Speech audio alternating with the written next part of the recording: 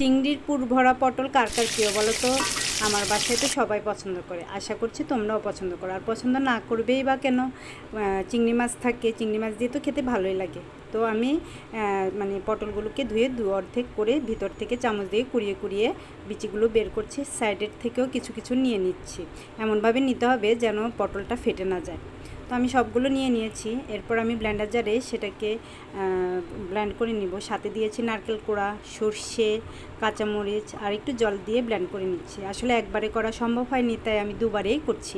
প্রথম আমি বিচিগুলোকে ব্লেন্ড করে নিয়েছি, তারপর আমি সেই ব্লেন্ডার জারে পেঁয়াজ রসুন দিয়ে দিব। এরপর আমি চিংড়ি মাছ দিব, তারপর টমেটো দিব। টমেটো খুব বেশি দিব না, সামান্য পরিমাণে দিব।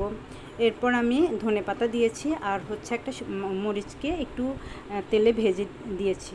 তো সেটা নিয়ে নিয়েছি, এরপর আমি ভেজে নিব। তো সেটা ভাজার আগে আমি পটলের উপরে খোসাটাকে লবণ হলুদ দিয়ে ভেজে নিচ্ছি। অনেক সময় হয় না, বাচ্চারা ভিতরে পুরটা খেয়ে ফেলে, উপরে খোসাটা খেতে চায় না।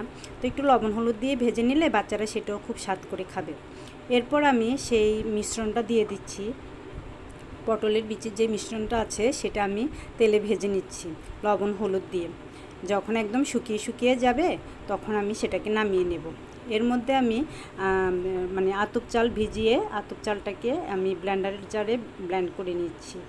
আমি সেখানে মানে অন্য কোনো কিছু আর ব্যবহার করব না। আমি আজকে আতপ চাল দিয়েই ভেজে নিব। তো আমি আতপ চালটাকে এমনভাবে ব্লেন্ড করেছি যেন একেবারে মিহি না হয়ে যায়, আবার একেবারে শক্ত শক্ত না থাকে, মানে একদম চাল চাল না থাকে, সেভাবেই করেছি। তো আমি একটু একটু করে জল দিয়ে মিশ্রণটা করে নিচ্ছি। সাথে একটু ময়দা দিয়েছি, হলুদের গুঁড়ো দিয়েছি আর মরিচের গুঁড়ো দিয়েছি। দিয়ে আমি মিশ্রণটাকে খুব ভালোভাবে মিশিয়ে নিচ্ছি। খুব পাতলা করব না, আবার একেবারে ঘনও করব না। তারপর আমি সেটাকে এক সাইডে রেখে পুরগুলোকে পটলের মধ্যে দিয়ে দিচ্ছি। এভাবে আমি সবগুলো পটলে পুরগুলোকে দিয়ে দিব। তো এমনভাবে দিতে হবে যেন উপর দিয়ে বেয়ে না পড়ে। তারপর আমি সেই মানে আতপ চালের সেই মিশ্রণের মধ্যে দিয়ে দিচ্ছি। দিয়ে ডুবিয়ে আমি সেটাকে ভেজে নিব। বিশ্বাস করো, তোমরা এভাবে একবার করে খেয়ে দেখো, এত ভালো লাগে। মানে ভিতরের পুরটা যেমন মজার হয়, উপরের পটলের খোসাটাও খেতে খুব ভালো লাগে।